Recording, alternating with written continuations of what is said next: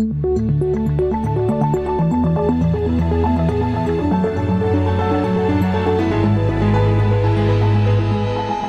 This Morning.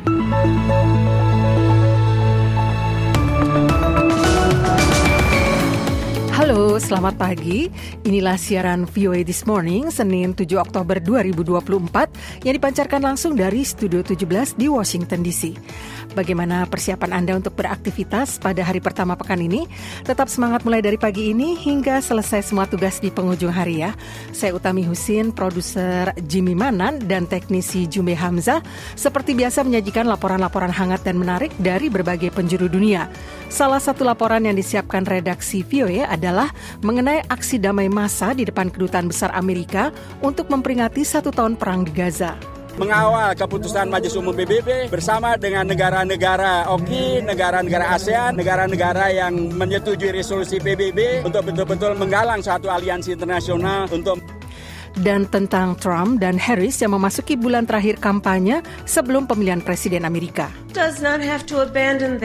Seseorang tidak harus meninggalkan keyakinan atau kepercayaan yang dianutnya untuk setuju bahwa pemerintah tidak boleh memberitahu dia tentang apa yang harus dilakukannya. Jika dia memilih, dia akan berbicara dengan pendeta, pastor, rabi, dan imam. Siaran ini juga bisa diikuti melalui streaming langsung di website kami www.voaindonesia.com atau melalui podcast VOA This Morning episode hari ini. Kita awali dengan berita dunia pagi ini bersama Madeoni.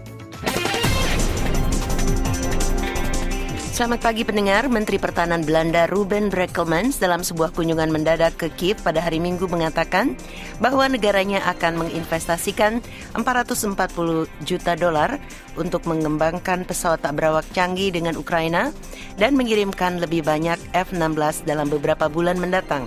So we will invest 400 million in the most advanced drones because we see that they are making a big difference on the battlefield. Lebih dari 2,5 tahun sejak dimulainya invasi skala penuh Rusia, Ukraina masih berjuang untuk mencegah pasukan Rusia yang bergerak maju ke timur dan menyerang infrastruktur penting menjelang musim dingin.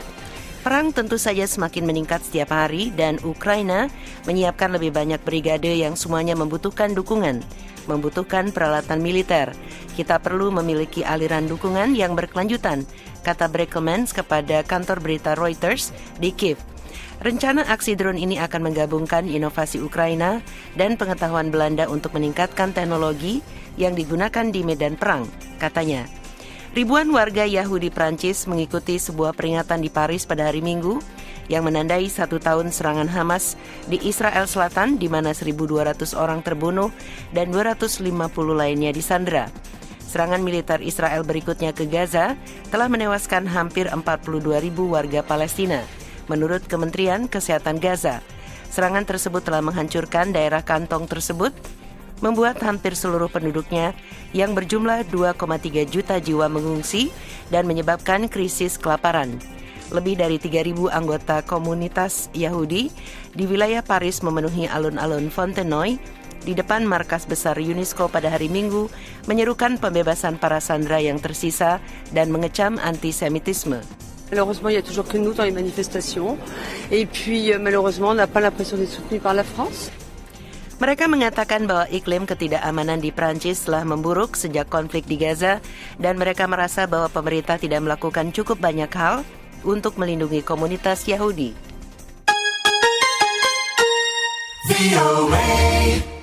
Peretas Tiongkok mengakses jaringan penyedia broadband Amerika dan memperoleh informasi dari sistem yang digunakan pemerintah federal untuk penyadapan yang disahkan pengadilan. Demikian laporan harian Wall Street Journal atau WSJ pada hari Sabtu. Surat kabar tersebut dengan mengutip orang-orang yang mengetahui masalah ini mengatakan dalam temuan baru-baru ini, Verizon Communication, AT&T, dan Lumen Technologies termasuk di antara perusahaan-perusahaan telekomunikasi yang jaringannya dibobol oleh penyusupan. Para peretas mungkin sudah berbulan-bulan memperoleh akses ke infrastruktur jaringan yang digunakan oleh perusahaan-perusahaan tersebut untuk bekerja sama dengan permintaan yang disahkan pengadilan dalam memperoleh data komunikasi, kata WSJ. Harian itu menambahkan bahwa para peretas juga telah mengakses tahap-tahap lain dari lalu lintas internet. Kementerian Luar Negeri Tiongkok pada hari Minggu menanggapi bahwa mereka tidak mengetahui serangan yang dijelaskan dalam laporan tersebut, tetapi mengatakan bahwa Amerika telah mengarang narasi palsu untuk menjebak Tiongkok di masa lalu. Paus Fransiskus akan menunjuk 21 kardinal baru dari seluruh dunia. Demikian pengumuman dari Paus Fransiskus pada hari Minggu dalam sebuah upaya tak terduga untuk mempengaruhi kelompok gereja yang kuat tersebut yang kelak akan memilih penggantinya. Upacara pelantikan para kardinal baru yang dikenal sebagai konsistori akan diadakan pada 8 Desember, kata Paus Fransiskus yang berusia 87 tahun itu dalam doa mingguan siang hari bersama para umat dan wisatawan di lapangan Santo Petrus. Penunjukan ini akan menjadi konsistori ke-10 yang ditunjuk oleh Paus sejak pemilihannya 11 tahun yang lalu sebagai Paus pertama dari Amerika Latin. Para kardinal baru itu berasal dari berbagai negara, termasuk Argentina, Brasil, Chili, Peru, Italia, Inggris, Serbia, Jepang, Indonesia, Kanada, Pantai Gading, dan Aljazair. Dalam daftar tersebut terdapat 20 orang yang berusia di bawah 80 tahun dan oleh karena itu dapat memberikan suara dalam konklav untuk memilih paus baru setelah Fransiskus wafat atau mengundurkan diri. Seorang sekutu dekat pemimpin demokrasi Myanmar yang ditahan, Aung San Suu Kyi, telah diberikan amnesti oleh pihak berwenang junta ketika ia berjuang melawan kanker, kata sebuah sumber partai kepada kantor berita AFP pada hari Minggu. Sekian berita dunia VOA, saya Madioni.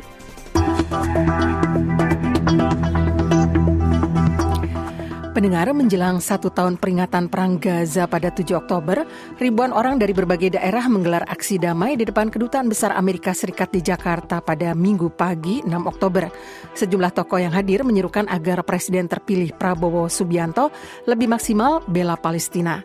Reporter Gita Intan melaporkan dari Jakarta. Massa yang menamakan diri mereka Aliansi Rakyat Indonesia Bela Palestina dalam aksi kali ini menyampaikan seruan dan harapan kepada pemerintahan baru untuk semakin keras berupaya menyelesaikan masalah Palestina. Hingga berita ini diturunkan, belum ada pernyataan tanggapan dari Kedubes Amerika Serikat mengenai aksi itu berlangsung pada hari Minggu. Dalam acara ini hadir juga sejumlah tokoh lain, di antaranya adalah Wakil Ketua MPR RI Hidayat Nur Wahid. Dalam kesempatan itu, ia menyatakan harapannya agar Presiden terpilih Prabowo Subianto tetap konsisten memperjuangkan kemerdekaan Palestina. Mengawal keputusan Majelis Umum PBB bersama dengan negara-negara OKI, negara-negara ASEAN, negara-negara yang menyetujui resolusi PBB untuk betul-betul menggalang suatu aliansi internasional untuk menghentikan kejahatan penjajahan Israel untuk memerdekakan Palestina. Dalam kesempatan yang sama, Ketua MUI Bidang Hubungan Luar Negeri dan Kerjasama Internasional Sudarnoto Abdul Hakim menyoroti dukungan Amerika Serikat terhadap Israel.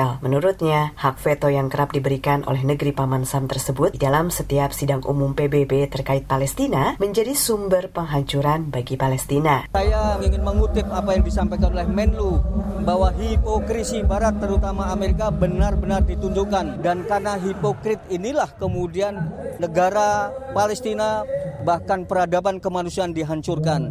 Israel adalah negara teroris terbesar.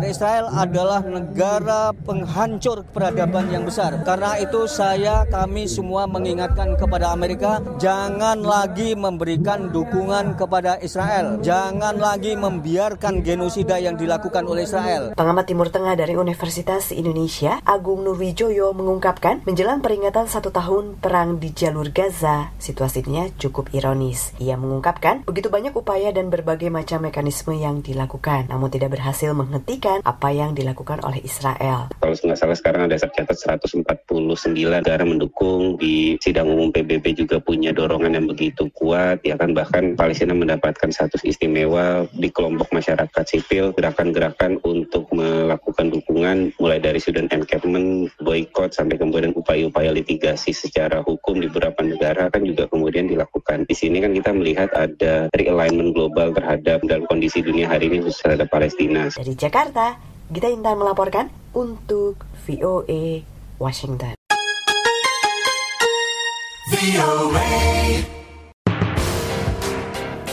Pendengar, setahun berlalu perang Israel-Hamas di jalur Gaza belum juga berakhir. Seperti negara-negara lain, Indonesia ambil bagian untuk membantu menyelesaikan pertempuran yang telah menewaskan puluhan ribu jiwa dan melukai puluhan ribu lainnya. Apakah peran Indonesia sudah efektif untuk berkontribusi pada upaya mencapai perdamaian di sana? Rifani Wiastono melaporkannya. Jadi kita mencoba untuk menggunakan semua daya diplomasi kita untuk melihat perdamaian di Timur Tengah. Demikian pernyataan Menteri Luar Negeri Republik Indonesia Retno Marsudi kepada VOA usai berpidato di sidang Majelis Umum PBB di New York 28 September lalu. 1 tahun sejak perang Israel-Hamas kembali pecah di Gaza, konflik justru meluas dan menimbulkan semakin banyak korban jiwa. Upaya dunia internasional untuk mendorong tercapainya gencatan senjata pun tak kunjung menemui jalan keluar.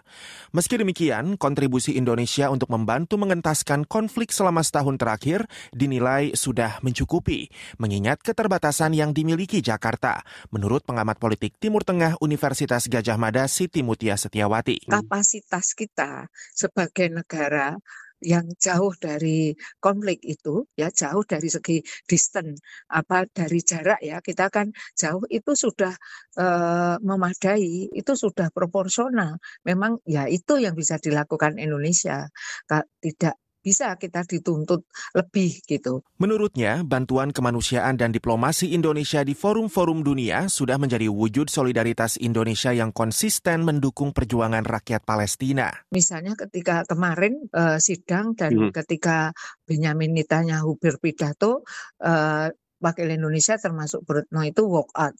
Itu sudah cukup untuk menunjukkan pembelaan kita terhadap perjuangan Arab Palestina. Sehari setelah memboikot pidato Netanyahu, Retno mendedikasikan sepertiga pidato terakhirnya sebagai Menlu RI di sidang Majelis Umum PBB untuk mengulas isu Palestina. Indonesia cannot, I repeat, cannot sit back and relax. Indonesia tidak bisa. Saya ulangi, tidak bisa berdiam diri saja melihat ketidakadilan yang terus-menerus dilakukan terhadap rakyat Palestina. Meski vokal membela Palestina di berbagai forum internasional, Indonesia sulit mengambil peran diplomatik yang lebih pragmatis untuk membantu mengatasi situasi di Gaza, kata pengamat hubungan internasional Universitas Indonesia Broto Wardoyo. Salah satu alasannya, katanya, Indonesia tidak memiliki hubungan apapun dengan Israel, sehingga sangat sulit untuk menjembatani pihak-pihak yang bertikai. Broto menuturkan ke depan Indonesia dapat memaksimalkan bantuan kemanusiaannya dalam proses pemulihan dan pembangunan kembali jalur Gaza untuk memainkan peran yang lebih besar. Nah, di titik itu yang menurut saya sebetulnya kita punya kans karena pasti Israel pun juga akan membutuhkan keterlibatan dari negara-negara Muslim atau negara-negara yang berpenduduk Muslim. Karena itu kemudian akan bisa dianggap sebagai political settlement yang baik ketika bicara rekonstruksi di Gaza. Meski demikian, kata Broto, peran seperti apa yang akan dilakoni Indonesia dalam konflik Israel-Palestina ke depan sangat bergantung pada pemerintahan Indonesia berikutnya di bawah Presiden terpilih Prabowo Subianto. Kalau yang saya pahami dari perilaku kebijakan luar negerinya Pak Prabowo selama ini, dari apa yang dia kerjakan dan dari pemikiran-pemikiran dia, sepertinya dia bukan model orang yang akan happy bekerja di level yang abstrak. Prabowo yang memimpin operasi pengiriman bantuan Indonesia ke Gaza akan dilantik sebagai Presiden RI pada 20 Oktober mendatang. Rifan Dwi Astono, VOA, Washington.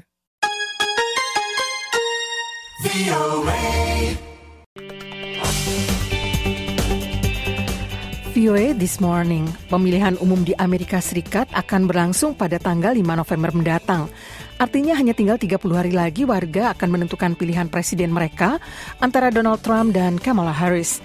Koresponden VOA Scott Stearns mencermati keadaan kampanye dan berikut laporannya bersama Leonard Triono. Donald Trump dari Partai Republik dan Kamala Harris dari Partai Demokrat memanfaatkan bulan terakhir kampanye mereka untuk mencoba mengejar ketertinggalan di area-area yang mungkin kurang berhasil. Jajak pendapat publik menunjukkan Trump tertinggal dari Harris di antara pemilih perempuan. Di North Carolina, Trump berjanji untuk melindungi perempuan yang menurutnya lebih miskin, kurang sehat, dan kurang aman dibandingkan saat ia menjadi presiden. Are paying much higher prices for groceries groceries and everything else. Perempuan membayar harga yang jauh lebih tinggi untuk bahan makanan dan segala hal lainnya dibandingkan 4 tahun lalu. Lebih stres, depresi, dan tidak bahagia dibandingkan 4 tahun lalu. Para perempuan, saya akan memperbaiki semua itu. Akses terhadap aborsi adalah salah satu alasan Trump tertinggal dari Harris di antara pemilih perempuan. Ia menunjuk hakim Mahkamah Agung yang membantu mengakhiri perlindungan aborsi federal yang sudah berlangsung selama lebih dari 50 tahun.